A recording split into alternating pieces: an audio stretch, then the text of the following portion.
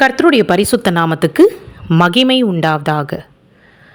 நம்ம சேனலில் யூஸ்வலாக பார்த்திங்கன்னா எந்த ஒரு போதகர் குறித்தும் இல்லை அவங்கள குறித்ததான காரியத்தை நம்ம ஸ்பெசிஃபிக்காக எடுத்து பேசினது கிடையாது.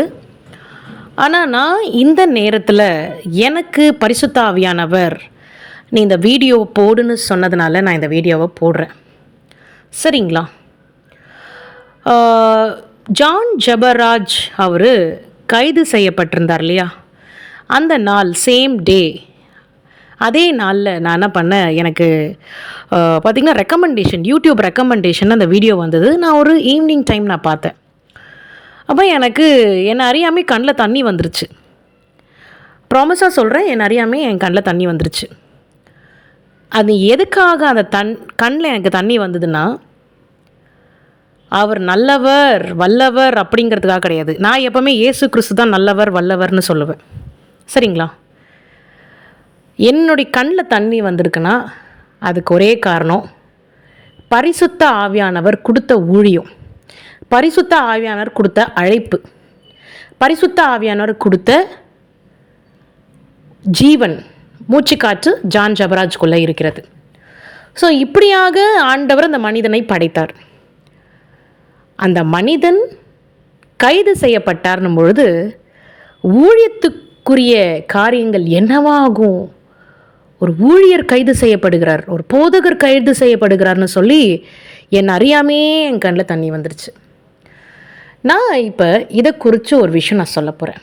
இன்றைக்கி கூட ஆண்டவர் என்கிட்ட சொன்னார், அந்த சிறுமிகளை, அந்த வாலிப பெண்களை அவர் கெட்ட எண்ணத்தோடு அவர் எந்த ஒரு தவறும் செய்யவில்லை என்று சொல்லி ஆண்டவர் பரிசுத்த ஆவியானவர் எனக்கு இப்படியாக, எனக்கு அந்த நபர் இந்த போக்சோக்குரிய ஆள் கிடையாது, இந்த போக்சோ பனிஷ்மெண்ட்டுக்குரிய ஆள் கிடையாது, இந்த போக்சோ தண்டனை கிடைக்கிற ஆள் கிடையாது அப்படின்னு சொல்லி ஆண்டவர் புரிய வச்சிருக்கிறார்.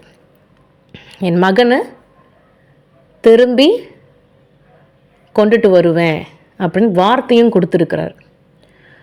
அதனால் இந்த போக்சோவில் என்ன போடப்பட்டிருக்குன்னா, 2 சிறுமிகள் அவங்கள இவர் தவறாக பிஹேவ் பண்ணிட்டாரு அப்படின்னு சொல்லி இந்த ஒரு ஹூக்கப்பான ஜோடிக்கப்பட்ட கதைகள் இதில் சேர்ந்துருக்கு. அதுக்காக ஜான் ஜபராஜ் எனக்கு ரொம்ப பிடிக்கும் அப்படிலாம் கிடையாதுங்க. கைது செய்யப்படுறதுக்கு முன்னாடி வரைக்கும் ஜான் ஜபராஜுங்கிறவரை நானே கிண்டல் பண்ணியிருக்கேன்.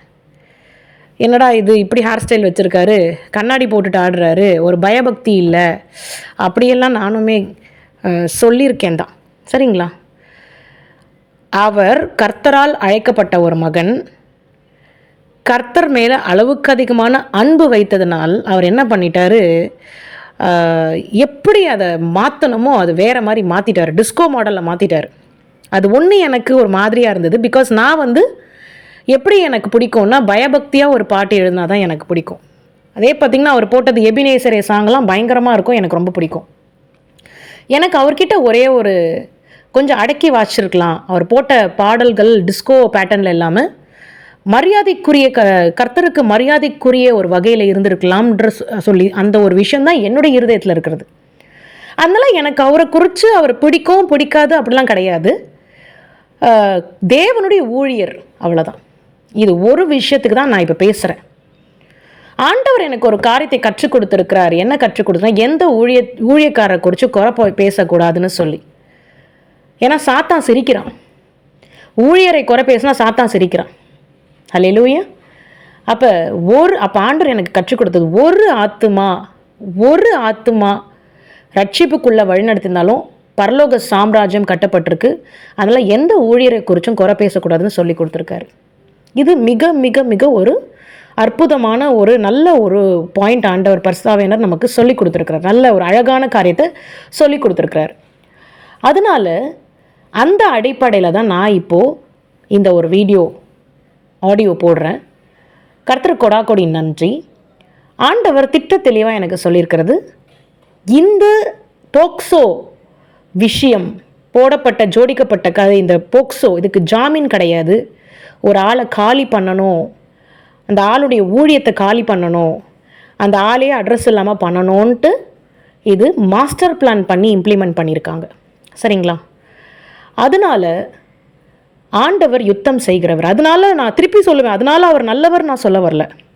இந்த விஷயத்தில் அவர் தவறு செய்யலை. அந்த சிறுமிகள் இடத்தில் அவர் தவறாக நடந்து கொள்ளவில்லை. ஹல்லேலூயா. அதனால் அவர் இந்த எதன் அடிப்படையில் அவர் கைது செய்யப்பட்டாரோ அந்த தவறை அவர் செய்யவில்லை. அவர் நிரபராதி. புரியுதுங்களா? இது நான் சொல்லலை, பரிசுத்த ஆவியானவர் சொல்லியிருக்கிறார். என்னுடைய வாழ்க்கையில் பார்த்திங்கன்னா பரிசுத்த ஆவியானவர், பிதா குமாரன் பரிசுத்த ஆவியானவர் இல்லாமல் என்னால் மூச்சு கூட விட முடியாது. அந்த அளவுக்கு ஜீசஸ் அடிக்ஷன் ஆயிருக்கேன் நான். ஜீசஸ் மேலே அடிக்ஷன். அவர் இல்லாமல் ஒரு நாள் கூட என்னால் இருக்க முடியாது, ஒரு செகண்ட் கூட என்னால் இருக்க முடியாது. அதன் அடிப்படையில் நான் பேசுகிறேன்.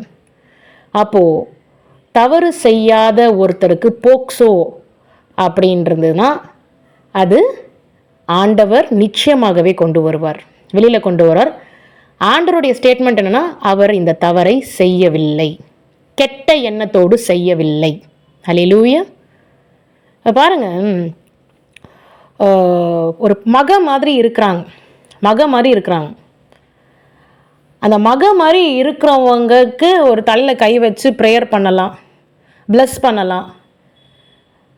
இது அவங்களுக்கு பழகின பிள்ளைகள், அவங்க பழகின பிள்ளைகள், உறவினர்கள்.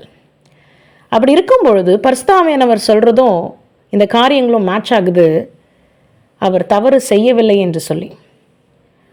எப்படி சொல்கிறேன்னா, இது கம்ப்ளீட்டாக master plan to destroy the ministry. The spirit, ஆவி, அசுத்த ஆவி